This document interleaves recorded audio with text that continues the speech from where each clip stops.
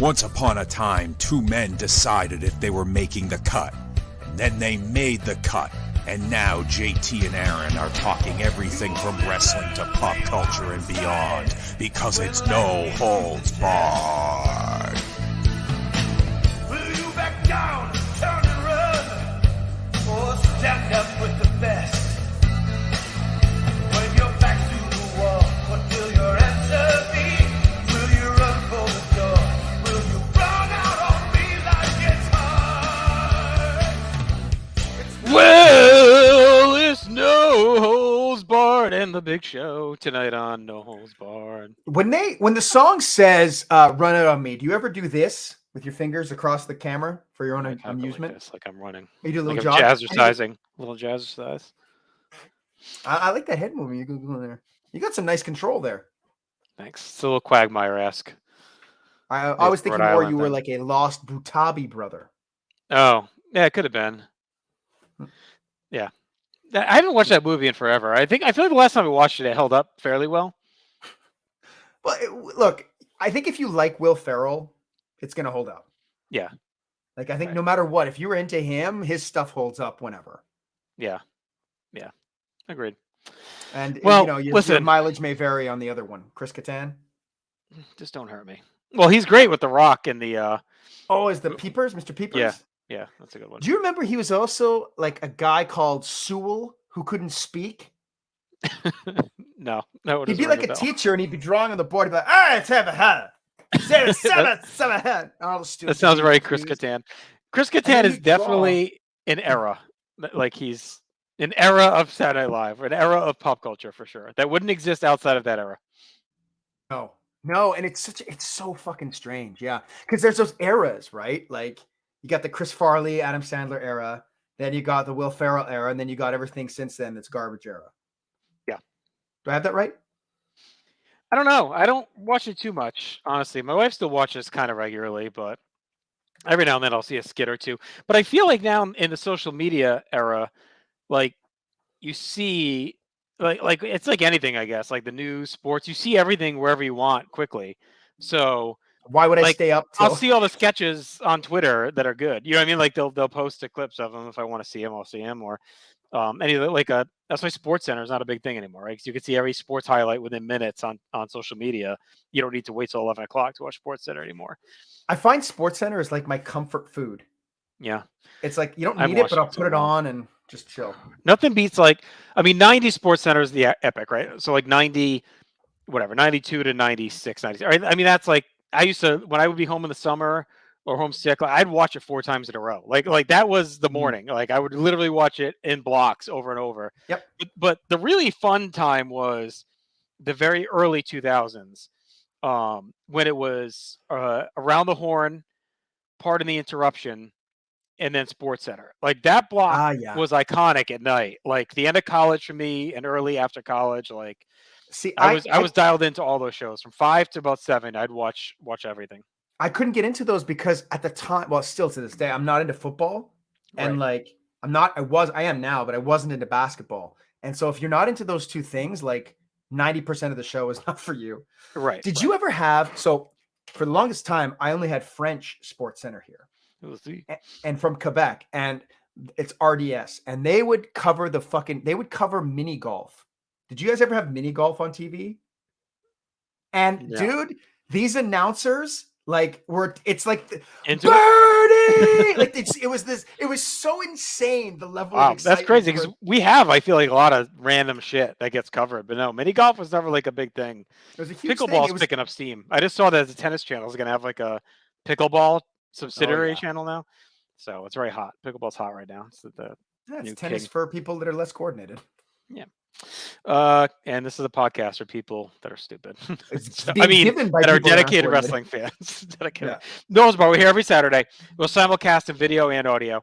You can listen on any podcast application, or you can watch us here on YouTube. Be sure to subscribe, leave us a comment, and leave your thoughts on these matches that we're talking about. So 3 times a month on this show, we are going through a project, and that is determining the greatest WWE World Title change of all time. We're watching chronologically. We're scoring every match. We have a top 10 we'll reveal at the end.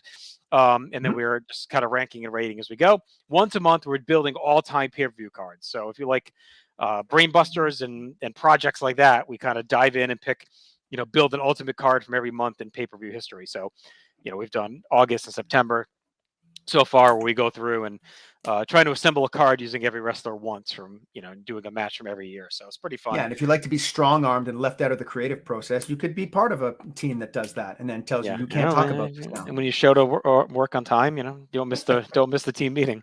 All right, so why don't you go over the grades and then we'll talk about what we're watching tonight.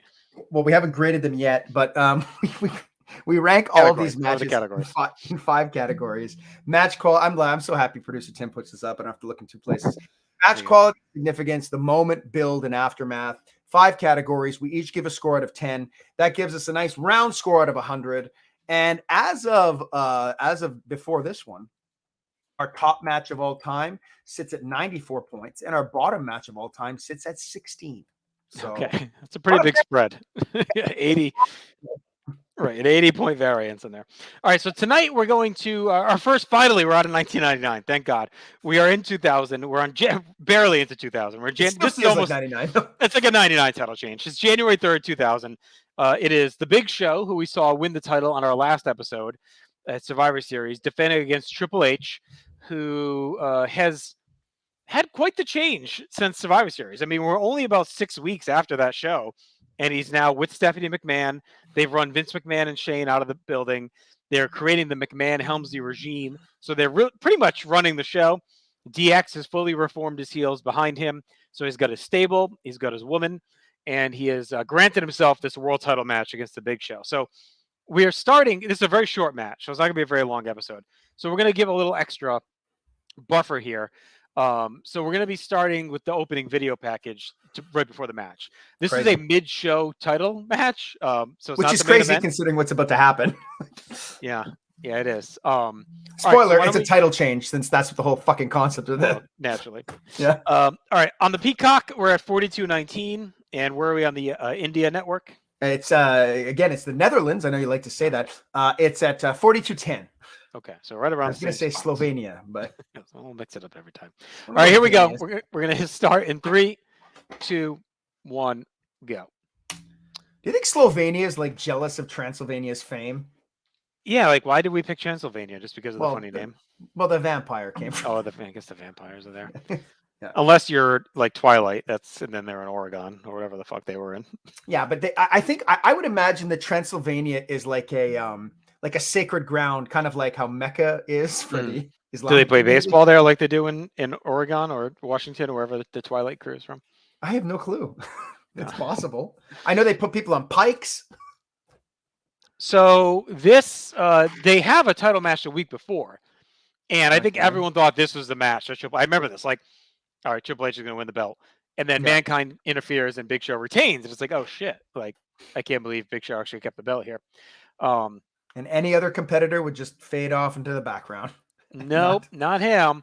So this sets up a pretty big scenario because Triple H gets very mad and he puts Mankind in a match with The Rock on a pink slip on a pole match. That's actually the main event of the show. To say, basically, you got to beat your buddy if you want to keep your job. If I may, just before I forget, Big Show throwing X-Pac around is something a lot of fun. It's glorious. It's a lot of fun. Let's beat the shit out of him.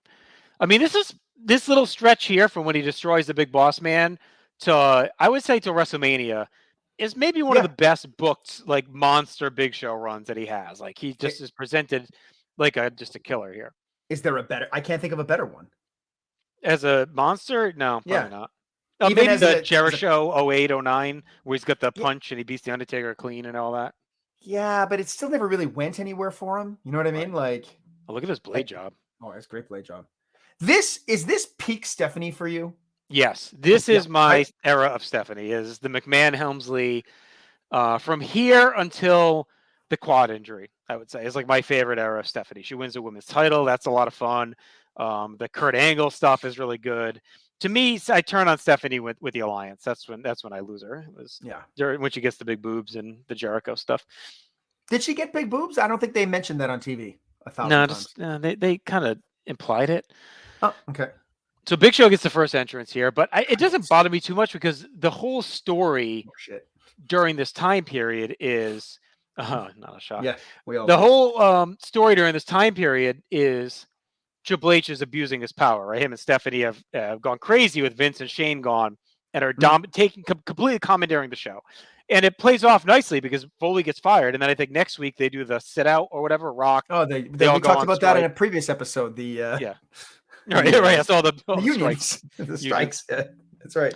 To get Foley his job back. So, yeah. Yeah, that's fun. I don't love this Big Show t-shirt. I like the other one much better, the large and in charge. This one with his face and the word big. This is kind of a classic one to me.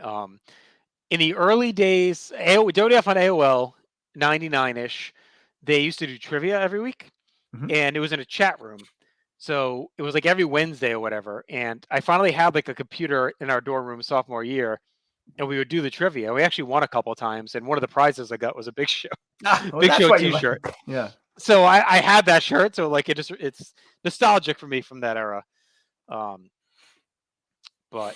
last time I was in a trivia contest, I got cheated by the hosts, and then we became friends, and it launched my podcast career. What a mistake. One of the it was a mistake to cheat me. You're right. One of the winning question we got was, "Where's the Blue Meanie from?" And Adam, my friend Adam, was a diehard ECW fan, and he knew the answer was, do you know? No.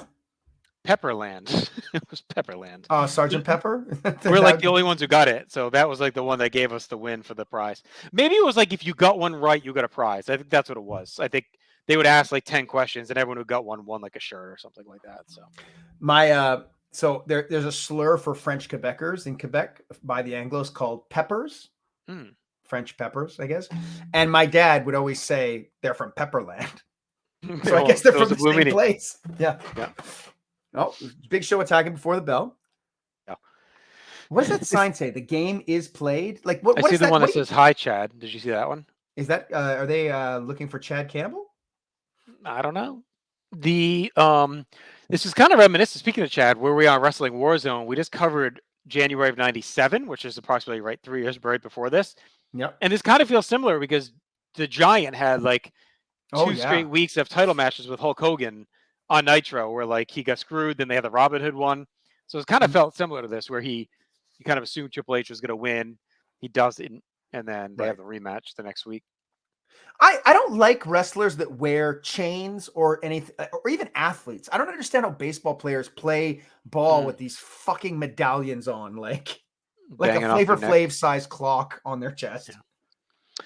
So just by looking at the arena, I'm going to guess this is Miami. I don't know if producer Tim can confirm that for us, but it looks like the Miami arena. Which seats are yellow.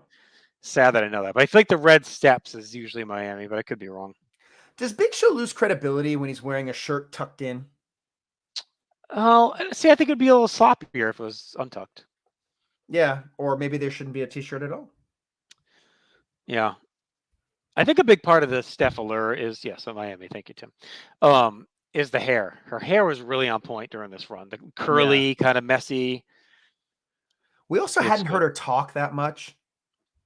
Well, she didn't have the loud boss lady voice. It was much more like the innocent kind of she's kind of getting power hungry. Yeah. I think it loses the allure when you realize it's like the boss slapping people on TV, and whether they want to or not, you can't do anything. Well, she did feel this innocent here. It's like, well, Vince and Shane are really the alphas, and Stephanie's just kind of. And Triple H has corrupted her. Yes, he has. What a bastard. What do you think of Big Show's mane? Speaking of hair, do you like That's good. Yeah, I always liked it down more. The wild. Well, that was a big bump into the. He almost took because I always imagined him as like a wild man, right? And that's how I liked him best. Neanderthal. Yeah, I mean, does that kid only have one leg that he almost took out? Are they going to rip the leg off and hit Triple H with it? Oh no, he's got two. I see the second one now. Noah is gay. Did you see that sign? There's a lot going on. I mean, I feel like you could do. Here's a podcast idea for someone. Watch the whole Attitude Era and track all the signs and talk about them. Now, listen, if Noah is gay, I mean, he kind of saved all the animals, right? Well, so how do we know that it was one male, one female of each then? That's it. Maybe it was Adam and Steve after all. Could have been two emus. I am not impressed that the name Noah has come back as like a regular. It's a pretty popular name now. Well, I feel like it's not like I feel like it was a popular name in like 09 to like 2014. Like I feel like the kids that are older now are Noah. I think there was like a rush of Noahs in like the late 2000s, early 2010s. It's like the big Noah influx. There's a lot of Noahs in French in Quebec, and it's like Noah. Yeah. Jackson is another big one. There's a lot of Jacksons. We thought we were being unique. Stupid. But I swear, like every one of like my son's sports teams have like at least 3 Jacksons on them. Yeah. There's not many here because it's English. But Jackson. The worst names are the English names that they pick in French. Kevin is one. Timothy. The all-time worst name. There's a kid on my son's hockey team. He's got a very French last name, like very French, and his first name is Hollywood. Oh, big Hogan fan. Yeah, and but they don't in French Quebecers. There's the H sound doesn't come out. It's so it's Hollywood. So Ollie. Maybe his first name's Ollie and his middle name's Wood. Hollywood. Donne-moi ton Hollywood, Carlis. We have not talked about this match at all. They're fighting all over the ring. I mean, it's been fine. It's just like a standard Raw sprint brawl. Yeah. Big Show had a lot of fire. I really like the bump over the barricade. That was good. Yeah, he's really he doesn't get enough credit for being as agile as he was early in his career. He's awesome. I mean, we've loved him on Warzone. He's so good in WCW. Like, yeah, he's great. And it's when they sent him to the Fat Farm. I think they just killed his confidence. Like when they sent him down in 2000, and they kept turning him heel face and. Well, and especially like what this run he has here is really good. Yeah. He's good. He's full of fire. But then after WrestleMania, he's a fucking joke. They do nothing with him. Well, right. What almost kills him is honestly one of his best moments is the Saturday Night Live. Like he shows like I remember watching that live, pal, and it was awesome. Like I was dying. I'm like, oh, this guy's fucking hilarious. And then he does the Hogan impression at Backlash, which is great when he's fighting Kurt. But then but then he gets to do the friggin' Shane thing with the which way did he go, which I hate that whole thing. Yeah. And that I think that really kind of derailed him. Then he goes to the Fat Farm, and then all of 01, he's like a joke, you know. Yeah. I always laugh about it, but when Vince called him and Billy Gunn double trouble crap on a stick, like I mean, it's such a. Well, and the other thing too is that like if you're gonna make a stable of WWF guys that were in WCW, why aren't you using him? Well, he goes eventually, doesn't he? No, he never joins the Alliance. He's always on Team WWF. I thought he did. Oh well, I guess they just kept teasing it because him and Shane were buddies or whatever. But they put him in the Survivor Series match in the place of Vince, right? Right. Yeah. There we go. Big choke slam, but Triple H is on the ropes. Foot on the ropes. I don't know. Like, I guess Triple H was the right choice here, but it's like. No, you had to get to Triple H. I mean, but does this run ultimately kill Big Show? No, because I think he's fine. It's the comedy switch because we did this season for WWE War, Marcus and I, and like Big Show is pretty good in the Rock feud with the Rumble where he's showing the pictures and all that, and like that's true. That match at No Way Out's pretty good. He was good as like the angry heel. He cuts his hair and he's like pissed off, and I kind of liked him. And then he just shows that personality in an SNL, and you think, okay, here we go. But to your point, and it's like, oh, wait a minute, he can do that. Well, that's all he's gonna do now. Right, and then he starts, just getting out of shape, which I don't know if he gets dramatically out of shape or not, honestly. But I'm okay with Triple H getting the belt because at some point you had to make him legitimized because they've given him 2 title runs now, and they've both been really cut short. Like at some point you just got to make the run. Yeah. Does he get him with 1 pedigree? Oh wow. Yeah. See this? And I like the celebration again from Triple H. It's a good one. I think though he should have. He hit him in the balls and then the pedigree. But I think he should have done like 2 pedigrees or a chair, like something really like. I feel like that was a little weak for Big Show. Well, and also now I don't know if you saw, but Big Show just walks off. Right. Like, yeah. He should be cleaning house. Yeah. Yeah. Like either be laid out or clean house. Yeah. Like he just got up and walked away, which I mean is a horrible choice. I love they're getting fireworks, but it makes sense because he's running the show, right? Yeah, and they have the I kind of like they got the Triple H and Stephanie drapes next to the Titantron. Yeah, I love that. I like this little stretch where they're power hungry and they take over Raw. And like we talked about it. It takes Triple H like 13 attempts at everything to finally get over, and this was what did it finally during this. But then they ruined it again because like this was a good use of him because this is how you present a heel who's not quite there yet. Yeah. Right. You present him in a way that he has to do all this bullshit to win the title. That makes sense to me. We talked about it endlessly. The big whiff is Kurt Angle. I mean, he should have just turned Superface against Angle. That would have been a red hot feud. Well, there are two. Yeah, that was one, and then the other one was the night after 17. Yeah, like one of those 2 times you got to pull the trigger. Yeah, but it would have required him showing face, and in a way, he gets saved by the quad injury because at some point he would have needed to turn, and that forced the hand. I wonder what they would have done with him during the invasion. I think he would have stayed on Team WWF against Austin. Yeah, for sure. He has to, but then then he's. I mean, they already ate up all the WCW guys, and you're gonna put this guy here who destroys everybody. Like, it's like fucking Unicron from Transformers the movie. He just fucking swallows everything. What a great movie! Marvelous look. I saw that in the theater 2 years ago. They did like the 25th anniversary or whatever. Well, I saw it originally in the theater. So it was me and my neighbor took like all the like a bunch of kids, and they just did. They were just a little too young. Like my son was, I think 6 maybe, and like it didn't click with them. That's when I saw it in the theater when I was 6. I know, but me too. But it was timely at the time. It looks dated now when you look at the animation. So they were not really engaged, but I was fucking over the moon. Like seeing it on the big screen again with the music and all that was amazing. What's the best song? It's You Get the Touch. I really like Dare. Yeah. But I also like Nothing's Gonna Stand in My Way. Not tonight. I bought the DVD in the steel box with the for the anniversary. I had to get it. I don't do many DVDs anymore, but that was one after I saw it in the theater, I'm like, I gotta order it again. No shit. All right, let's get to our categories and we'll see where we're at. All right. First up is match quality. I think it's just fine. I don't think it's good. I don't think it's bad. I'm going 5. Yeah, that's about a 2.5-ish for us. So that seems about right. Significance. I mean, this is the Triple H title reign now. Like, because this takes us to April. Yeah. And then he does the quick trade off with Rock for a few months, but all intents and purposes, it's his reign doesn't really end till King of the Ring when Rock beats him. Good. They do the flip-flop 3 straight months that we'll cover. So this really kicks off a 6-month reign. McMahon Helmsley, the Foley feud, WrestleMania retaining at the WrestleMania main event. Yeah. So I would say it's a pretty significant win. Yeah. 7. I'm gonna go 6. Yeah, I'm gonna go 7. I mean, he's the guy for 2000. Yeah, and look, like whether we like him or not, and it's a good reign. Like we'll get to it in Aftermath, I guess, but it's just like it is a reign that produces some stuff.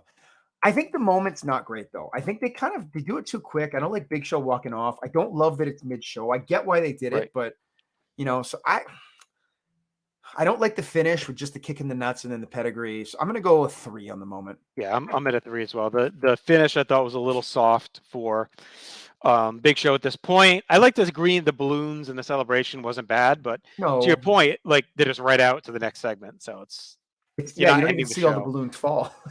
Right. And then, we couldn't even remember the date of the show. And to me, like all big title changes, are indelible. You remember the show or the date. Yeah. So the fact that we were like, is it the 3rd? Is it the 10th? Like, where are we at? So build. I'm maybe leaning a little bit higher on this because I'm thinking about Triple H and Stephanie coming together as part of the build. I'm thinking about him chasing the title. I'm thinking about him losing the week before. I'm thinking about like kind of all his failed title runs kind of leading to this. So I think Big Show winning and having a great reign, not great reign, but a dominant reign, right? Kills Boss Man at Armageddon. Really strong. It's almost series. a shame. McMahon Helmsley, Vince going out. Yeah. It's almost a shame that like the Boss Man stuff wasn't finished by the time he got the belt. So he could have an actual legitimate title defense. But I don't know who he could have defended against though at that show. That's more than Boss Man. I don't know who's a heel at that point. And just because the whole focus was Triple H Vince, so it's like, and he's not going to beat The Rock face to face. He's not going to beat Stone Cold, who's gone. I mean, I don't know who else is even big at that show. That's probably the best. Test, poor Test, turn Test and MVP Test. Yeah, but he could have maybe heated up Bulldog. I mean, he was kind of cooked by that point, but yeah. Could have tried to reheat him. Kane Could have done Kane. Kane a heel? No, but you could have done like a respect. But Kane's in the X-Pac feud, so he's got to fight X-Pac. They weren't ready to give Jericho the match. He's still fighting China. A special fuck you to the audience match. Big Show and Kay. You could have done, I mean, if it's not the main event, if you wanted to get funky, you could have done him versus the Outlaws, like as part of the DX, like Triple H trying to take him out. Yeah, I feel like even him and X-Pac would be more legitimate than you got to do Kane X-Pac though, because that's hot off the Tory turn. So unless you do like a 4-way, like or a 3-way with Kane and X-Pac and Big Show and someone else. You also don't have to do Kane X-Pac at the December show. You could I know you could say Rumble. Like but I don't mind him destroying Boss Man. Like that to me is like his rival, and he just wrecks him in 3 minutes and looks dominant. So it makes total sense in context. It just, as I look back at the reign, it kind of sucks he doesn't have a big win over someone. Right. Like, I guess Survivor Series is the win. Yeah. Yeah. Aftermath. So I think, this one's actually pretty good. You get all the Foley shit. You get WrestleMania with the heel leaving. Vince coming back. And you get the feud with The Rock. So I don't know, man. This is pretty solid. 7 or 8. I'm going to go 8, which I mean, the Foley stuff alone is like huge. And also Big Show kind of turns heel off of this and like, almost wins the Rumble and feuds a Rock. Vince coming back is a really good moment on Raw. That's when Stephanie slaps Linda and he comes back and avenges her or whatever. Yeah, I also think that in theory, the idea of doing that 4-way at Mania is really good. Yeah, it just sucked, but the idea behind it, I think is pretty solid. So, yeah. All right, where are you going on Aftermath? I'm 8. I'm with you at 8. Okay. It was very obvious. Yes. That goes higher than I would have expected. It seems to happen a lot on these. It's never the ones you expect. Like you think the big classic matches, but yeah. Okay, well, this is interesting because it's going to bump something down that I'm kind of surprised. It's bumping down, but it's tied. And of course, our tiebreaker is significance, and this significance beats that significance. So this match between Triple H and the Big Show slides into our 19th best title change of all time. That is high. I know. One spot ahead of Bret Hart versus Bob Backlund from the 94 Survivor Series, and one spot below, that's what it's tied with. And it's 2 points behind Shawn Michaels against Psycho Sid from Survivor Series. And it's 19. We have 54 total. So that's, we're almost top third. Yeah. But, we talked about our scoring system. We talk about it often. It's really based on these other intangibles, such as holistic significance. The aftermath is big for us. Like, where does the title reign go? The bill, like all that counts for us. We're not just ranking best match. For ranking best match, this would be easy, right? We know that's 5 stars and the not 5 stars. So, all right. Do you want to quickly go through our top 10? If producer Tim would, definitely put the graphic up on the screen here on YouTube if you're watching. So no changes, but this might be the first time you joined into the podcast. So number 10, holding strong, is The Rock defeating Mankind at 71 points from Survivor Series 98. So that's the context. The 10th best so far, 71, and this one lands at 55, which is way closer to 71 than I would have guessed. Yeah. So given it's a 7-minute match in the middle of Raw, but it's a big title change. Number 9, Randy Savage defeats Ric Flair at WrestleMania 8 with 72 points. Number 8, Mankind defeats The Rock with 72 points. Number 7, from the January 4th Raw. Just about a year before this, almost to the day. So pretty crazy. They did back-to-back title changes a year apart on Raw. Steve Austin defeats The Rock at WrestleMania 15 with 73 points. Yeah, number 6, Andre the Giant defeating Hulk Hogan at the February The Main Event, 1988. Number 5, Hulk Hogan over the Iron Sheik from MSG, January 84 with 76 points. Number 4, Ric Flair winning the 1992 Royal Rumble with 78 points. Number 3, we have a big jump up to there with 90 points for Bret Hart defeating The Undertaker at SummerSlam 1997. Number 2, Steve Austin defeated Shawn Michaels, WrestleMania 14, 93 points. And number 1 is Shawn Michaels defeating Bret Hart in Montreal at Survivor Series 97 with 94 points. So that'll do it for us. Be sure to subscribe, leave a comment, to like, some love, share it around. We'll be back next week. Let me just check our little schedule here and see. I think we got another one of these. So we'll be talking Backlash 2000, Rock versus Triple H in Washington, D.C. Steve Austin's big return from the injury involved in that as well. So we'll cover that. And then 2 weeks from today, we'll be here with the already the November Ultimate build a card, so that'll be a lot of fun as well. Wish I knew what we were doing. We'll find out. Maybe we'll quick talk now. Probably not. All right, we're out. Dookie's dropped. Bye, jackass.